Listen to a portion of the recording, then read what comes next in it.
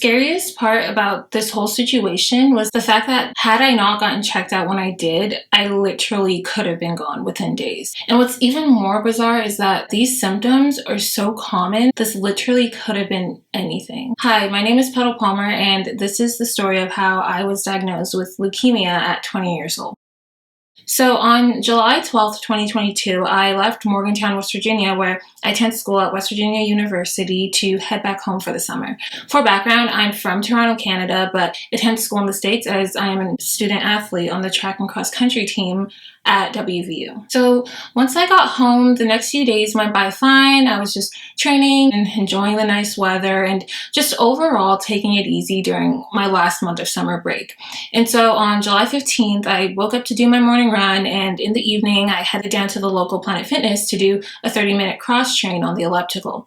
It went by fine. I headed home, ate dinner, went to sleep, just a normal day. I hadn't ellipticaled in a while, but I've been training all summer long as I prepared for the upcoming cross-country season, which would start in fall. The next morning, July 16th, I wake up and I can't help but notice this sharp pain going right across my upper chest. And so I get up and I'm breathing faintly because it hurt whenever I took a deeper breath. And at this point, I'm really just caught off guard because I've literally never felt a pain like this in my chest before. So I go to the living room and I tell my mom, hey, my chest is hurting. I think I should probably get it checked out. At this point, I'm kind of freaking out because in my head, I'm thinking it's honestly probably just a chest strain. I mean, I did elliptical the night before after having not been on the elliptical in a while. Maybe I just went a bit too hard. But then on the other hand, I'm thinking, what if I'm having a heart attack?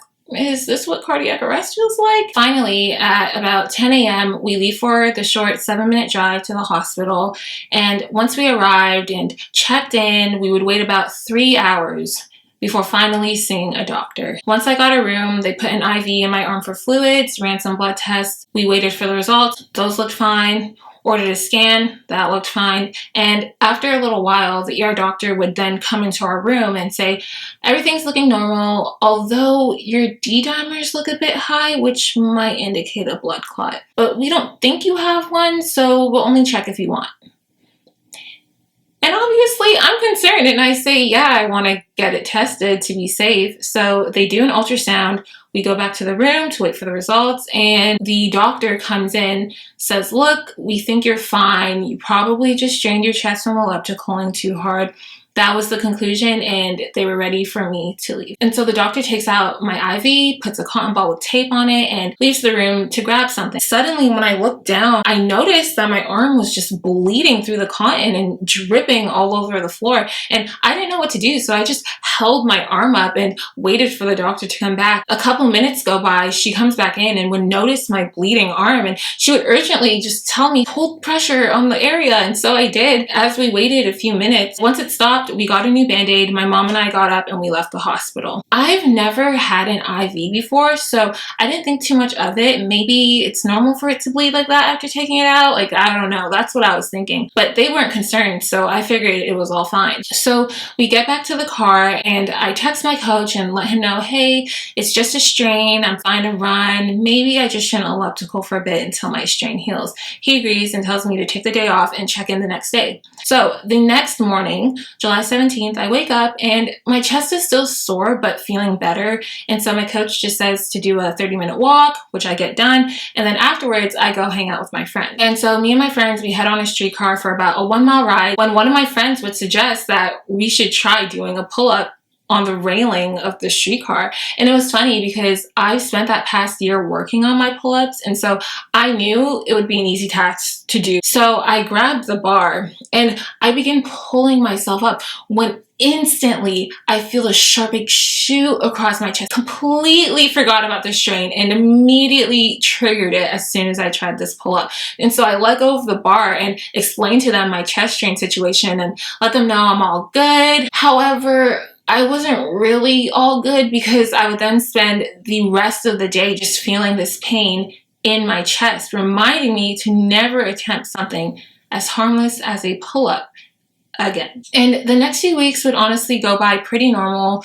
I didn't elliptical anymore, attempted no exercises that would hinder my chest muscles, got my runs in, I hung out with my friends, and I was also really into cake decorating, so spent the month designing some lovely cakes, and it was honestly just a good summer so far, until symptom number 2 decided to peek its way through. So, over summer, I was just putting off doing my hair. So on August 7th, I decided that it was a good day to finally redo my hair. And I'm really big on making DIY products and using natural ingredients. And so I made a bentonite clay mask, made a gelatin protein treatment, a honey oil deep conditioner. And the process took a few hours, but I finished, let my hair dry a little bit, moisturize it, and then I put it in twists. Simple, that's what I usually did anyway. But here's where it gets interesting. The next day, I wake up and I just feel this ache on the top and back of my head. And I just thought to myself, did I do my hair too tight? Which I was thinking didn't make any sense because I never styled my hair tightly and I most definitely didn't do it too tight on that day. But then I ended up convincing myself, maybe it's because this is the longest I've gone off doing my hair. And so maybe my scalp is just extra sensitive. And so this headache would last for about 2 days before it was finally gone. It's now August 11th and my mom, sister, and I decide to go to a sunflower farm just about an hour and a half away from Toronto. We got there at around 3:45 p.m., bought our tickets, and we just enjoyed our time at the sunflower farm. Now, for some reason, I am obsessed with waterfalls and was determined to go on a mini hike to find a waterfall that was near the area. So we drive to a nearby park called the Terracotta Conservation Area at around 7 p.m. and we start our hunt for this waterfall.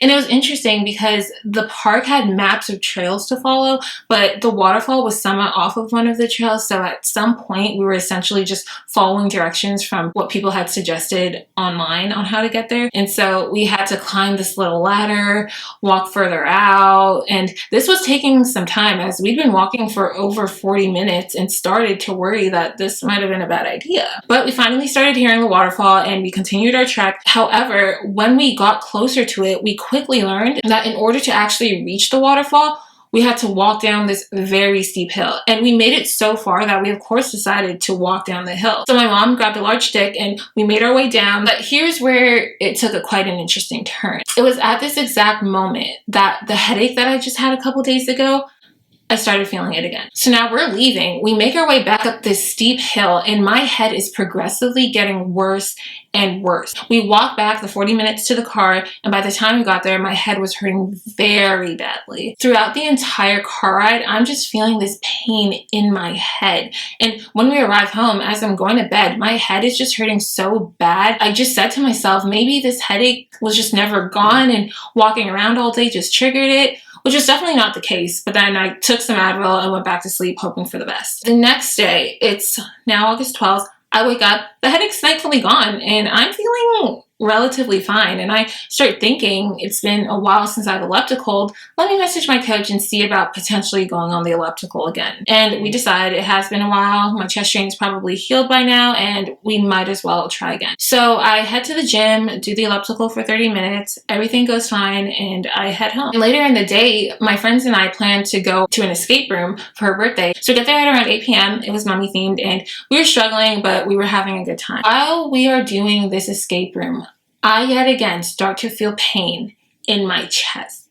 So I can only think, okay, my chest strain definitely hasn't healed and the elliptical from this morning clearly triggered it. So we're trying to solve these clues, but I can hardly concentrate because my chest just hurts so bad. And we barely finished, but once done, we headed outside, saw this cute little food market outside with vendors. We got some food, we sat down, ate, and enjoyed our time. At this point, my chest was just getting worse, but I knew it's because I ellipticaled and I mentally noted that I wouldn't elliptical again anytime soon. It's now 11 p.m. and we decide to quickly Uber to my other friend's birthday party. And so we arrive and we stay there for a bit, but the whole time I was just ready to leave because my chest was just progressively getting worse and worse. And all I could think to myself is, it's late, the music is really loud, maybe the vibrations from the music is making my chest worse. Straight up gaslighting myself. And so after about an hour and a half or so, we leave. I catch an Uber to head to my sister's, and while I'm in the Uber, I'm in excruciating pain. It's 12:01 in the morning. It's about a 10-minute ride. My chest feels horrible. I'm barely talking to the driver, but I finally arrived to my sister's, get inside, get ready for bed. My sister and I were both sleeping in her room. As I try to sleep, my chest feels horrendous. I just start rolling around. I'm moaning in pain because it just hurts so bad. And this obviously woke up my sister up, and she says to me, you know, we could go to the hospital. And I reply, no, it's just a strain, I'm fine. So I take about 2 Advils, that helped a bit, and I fell back asleep. I wake up in the morning, and it would be throughout this day that I just took Advil every 4-6 hours on the clock because the painkillers would do the trick, wear off, and then I need some more again. We had planned a dinner with our dad that night, so I decided I'm still gonna bake the cake that I planned to make, and we just had one last dinner before I headed back to West Virginia for school. The next day, my chest was still hurting, but I woke up, I went for quite an uncomfortable run, got back, had a long travel day. It'd be throughout this entire bus ride, my chest progressively got worse and worse. And so for 2 straight hours, I'd sit on this hard seat in this cold bus in just pain before I finally arrived. And once at my stop, I got off, walked about 10 minutes to my apartment, got in, and went straight to bed. The next morning, I wake up and I met with this excruciating pain, but this time in the top and back of my head again, just like the one I had a few days ago. A few hours go by and I'm still feeling this headache, but I had a 35-minute run to do. So in the evening, I headed out, but the whole time I'm feeling awful. I only make it to about 17 minutes when I just completely stop and just start walking straight home. At 7 p.m., I ended up texting our athletic trainer asking if I could see the team doctor because I was just in so much pain and I've never felt anything like that. A little bit later, she replies, says I can come in the next day and see the doctor at 1 p.m. And I'm just like, thanks, and ready to see him tomorrow. It's now August 16th. I finished up at an orthodontist appointment in the morning, took a little rest, and by 12 p.m. I started my 60-minute run to finish before seeing the team doctor at 1 p.m. It was a little gloomy and cold outside, but I started off by running to the training facility, putting my stuff down in the locker room to run on a nearby trail. And this trail is just surrounded by trees and it's really pretty. However, it's a steep way downhill, but once at the bottom, there's this 1 kilometer loop. And I always enjoyed heading down there to do some laps around it. So I make it down and I begin running on the trail when progressively I just started feeling really bad. I was so tired. And throughout the run, I just continually took breaks and struggle walked back up the hill just to get back to the facility. And when I finally made it back, at this point I knew I was late for my appointment because it was well past 1 p.m. But I quickly headed into the training room, and when I finally got to see the doctor, I told him everything that was going on with my head. We discussed my history with migraines, and in the end, he just let me know that I could either increase the amount of Advil I was taking, stop taking the Advil overall and see what happens, and if neither helped, that I should start taking some migraine medications. I thought that made sense. I figured I'd stop the doses of Advil unless my head was really bad, and hopefully that does the trick. I leave the room and I had initially planned on walking back to my apartment. However, with how bad I was feeling, I couldn't do a 30-minute walk back to the apartment. So I asked my roommate, who was also at the training room, if I could get a ride back with her, and she says yes once her and my other roommate finish up their training. So I head to our fueling station to grab something to eat and just chill there until we leave. As I'm sitting there, I am absolutely freezing, and it wasn't even cold inside. However, I was shivering, and about 15 minutes go by and I'm desperate, and I just text my roommate and I'm like, look, I'm freezing, and I ask if I could potentially go to her car. She says it's all good. She might even have a blanket in there, and she's just finishing up and we'll head over real quick. So we head to the car. It was much warmer in there. However, I was still really cold, and I looked down at my fingertips and they were colorless with barely any blood flow whatsoever. And about 10 minutes would go by and we finally leave, and I remember I needed to get preseason blood work done, something our team does to see if our iron is good with a ferritin test. So I asked if I could get dropped off at the lab, which was on our way to the apartment, and I told her I would just walk back. And it was an absolute nightmare. They poked me a total of 4 times before they finally decided they couldn't find a vein and that I should just come back sometime within the next few days. So after spending about 30 minutes there, I walked back. No lab work done, still shivering, exhausted, and needing to come back another day. So when I finally got back to the apartment, I immediately went to my room to take a nap, and with me still being freezing cold, I put on a sweater, sweatpants, socks, and I get in bed to rest before a meeting that we had in the evening. Here's where it got a little weird. I went to sleep freezing. However, I wake up and I'm absolutely drenched through my sweater, completely soaked. And I thought to myself, okay, it was a thick sweater. Maybe it makes sense that I got hot. And so I changed, head to the meeting. And when that was done, I got ready to head to our school's Fall Fest, which had a few celebrity performances. Definitely enjoyed my time at the Fall Fest. However, while standing to see the performances, I was just overheating and exhausted, and I can only think it's been a long day and I haven't been feeling too good, so it makes sense I wouldn't feel the best at a concert. The next day, August 17th, was the first day of classes. So I struggled through my 35-minute run in the morning, got my ferritin test, and I headed to class. Throughout class, I was just feeling exhausted, and finally the ferritin results come back, and when I looked at the results on my phone screen, my eyes immediately widened. Normally I'm in the 45 to 120 range, which is relatively normal. However, when I look down at the screen, I see a whopping 522. And at this point, I'm thinking, no wonder I'm feeling so tired. My ferritin is ridiculously high. So I text my coach and I just let him know, hey, I've been struggling through my runs the past couple of days.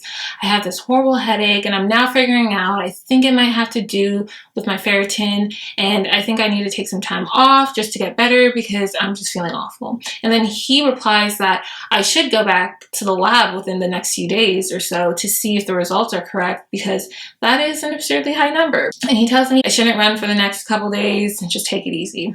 So I head back on August 18th and I get my test done. It's now 568, and at this point I'm confused, he's confused, and we generally are trying to figure out what could be causing me to feel so ill and my ferritin to be so high. We had our team cross-country camp the next day and I was convinced to join. So it's now August 19th. We drive about 2.5 hours to get to camp, arriving at around 5 p.m. A few hours go by, it's now around 9 p.m. when I head to the bathroom and I look in the mirror and my heart drops because all I see when I'm looking in this mirror is this red dot in my eye. And it wasn't huge or anything, but I'm mortified because I just found out my ferritin's out of whack. I feel horrible. My gums were extremely sore after my orthodontist appointment, and now there's a blood burst in my eye. And I asked my teammates if anyone had noticed that, but they reassured me that that wasn't anything too serious and that I should be fine. And I was like, you know what? Yeah, I'm fine. So camp goes on for the next 2 days and I just spend the whole time resting. I had a really bad migraine the day we were leaving. My mouth was absolutely sore from the orthodontist still, and I just felt more and more tired and fatigued. Finally get back to Morgantown and I was of course back to resting in my bed. Monday, August 22nd. My trainer had scheduled me an appointment with the doctor for today, but beforehand I just wanted to get a ferritin test to see if my values were staying stable or if there'd be any changes. I get the blood work done, the results come back, it's now at 639. Even higher. And the whole day goes by. I'm feeling horrible. I walked to my class and was literally sweating. I was so hot, but in my head, I'm thinking, okay, obviously it's summer, it's hot and sunny outside. Literally everyone else is hot too. While sitting in this packed class, I was just sweating so bad. Finally, when that was over, I got to the doctor's appointment. He just said that he's not too concerned with the ferritin value per se. However, we would need to get more tests to see if there was something wrong. And at this point, I was feeling quite hopeless because it could have been a misunderstanding, but to me, it just felt like there wasn't a lot of concern. So I texted our nutritionist and let her know what the situation is, and I asked if I can meet with her, and luckily she said I can meet with her the next day, and so I go to bed ready to meet with her tomorrow. Next day, it's August 23rd. I go to class and then afterwards I head to the appointment. At this appointment, we just discussed how I've been eating, my menstrual cycle, how I felt how the doctor wasn't too concerned, and fortunately, she lets me know that she was going to follow up with the doctor to see if he ordered those labs. So I'm feeling a bit hopeful now, and I head back to my apartment, and while on the way, I see that on the rec fields, some of my teammates were doing workouts. So I decided to watch the workouts, and I kid you not, I'm just feeling so tired. I literally just started laying down flat on the benches. After the workouts, we then headed to the cars as we were waiting for some other teammates to finish up. I just started laying flat on the parking lot floor. I was just feeling so bad, and I didn't know why. When I got up, I was just overheating and sweating. And I finally get a text from our trainer that the labs were ordered and that I just needed to head in to get them the next day. So my coach tells me he'll pick me up in the morning and we'll go head to get the labs done tomorrow. It's now August 24th, the day everything changes. So I wake up and I'm feeling surprisingly not as bad as before. Funnily enough, I get in my coach's car and I say, you know what? I don't feel as terrible today, and start talking about how maybe I could go for a run later on. And he's like, nice try, but no. So I get the labs done, got a ride to the Coliseum to get some breakfast, and I headed to my classes for the day. Here's where things started to get serious. After I got home at about 1 p.m., I get a call from our team doctor, which was weird because I've never gotten an unplanned call from a team doctor before. He's just like, hey, quick question. Have you noticed any bleeding in the past month?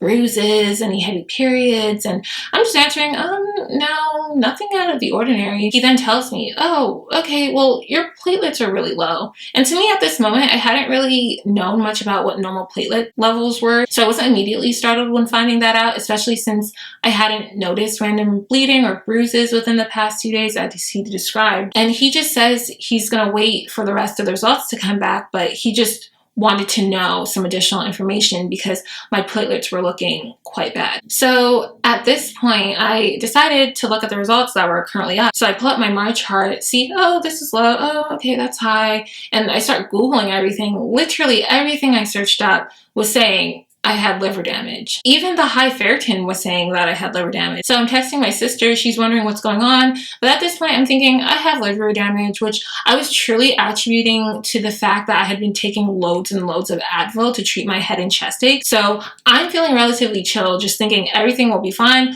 We'll get it all sorted out. After the call, I leave to head to my final classes for the day, physics followed by physics lab. Now, while at lab, my athletic trainer texts me, hey, can you come into the training room today? And I let her know I'm in the lab right now, and she just says, please come in when I'm done. I was like, okay, cool, will do. Now, throughout the lab, she would then text me about 3 more times, just asking when my lab was done and confirming that I will be coming in afterwards. And I'm over here thinking, girl, I'm in lab, like I'll be right there, like after. So finally, lab is over. I'm waiting for the bus and I arrive at the training room building. I'm thinking everything's all good at this point. I grabbed a snack in the fueling station. I headed in the locker room, and I'm honestly just chilling, like not worried whatsoever. And I finally decided to walk into the training room to see the trainer. And as soon as I walk in, the other trainers that were there point to my trainer's room and they're like, Petal, you need to get in there. And I walk up to her office, and when I get there, all I see is the team doctor and my trainer just sitting in her office together, and they looked concerned. They immediately both hop up and no words, we just walk straight to the doctor's office. We're now in the office, and the first thing the doctor says is, things are looking very serious. Do you want me to tell you what's going on now, or would you like to call your family? Meeting me, I start nervously laughing and I just say, just tell me first. I seriously didn't think it could be anything too bad. And he explains that there are these things called blasts, which are immature white blood cells, and there's a normal level for them in the blood. However, the level I was at was extremely high. And he just tells me, while he officially can't say I have anything or diagnose me, from these results, there's a 99% chance I have leukemia. At this point, I'm just shocked. I just sat there and I vividly remember saying in my head, I'm only 20. And I genuinely thought this was it for me. So I called my dad, sister, and mom, have the doctor talk to them. And afterwards, he just explains to me that I'll need to be admitted to the hospital tonight and that he was going to be making phone calls to arrange that. They tell me to just sit tight, and they both leave the room. And I sat there in my thoughts for a good 20 minutes before I decided to head to the locker room for a bit and just chill out. When I walked in, I saw my friend Catherine, and she's like, "Hey, how was the doctor's appointment? Did you get your results back?" And I just immediately start shaking my head and tearing up. And I just say, "I think I might have leukemia." And the whole team walks in at this point. Everyone's wondering what's going on, and we're all just shocked because this just came out of nowhere. I head back to the training room, and at some point the doctor finally got a room for the hospital, and my athletic trainer drives me to my apartment to get my stuff. And I'd say it took me maybe about 20-30 minutes to pack. I just grabbed a duffel bag, put some clothes, grabbed my toiletries, my teddy bear, my backpack with my school stuff, and I was ready to go. And we arrive at the hospital. I'm admitted in, and the resident doctor just lets me know that the leukemia I likely have is very aggressive and that we would probably need to start treatment as soon as possible. And that we did. A bone marrow biopsy the next day to officially diagnose me with acute lymphoblastic leukemia. And on August 25th, I got my PICC line put in my arm and started chemo on August 27th. With this type of cancer, there's pretty much no time to delay treatment. So I started as soon as possible and subsequently spent the next month in the hospital through my induction cycle. And the rest is history. Or should I say, my story. Thank you for watching my diagnosis story. Stay tuned if you'd like to hear more interesting stories of my medical experiences, but also stories of real patients going through their own interesting medical cases as well. Bye now.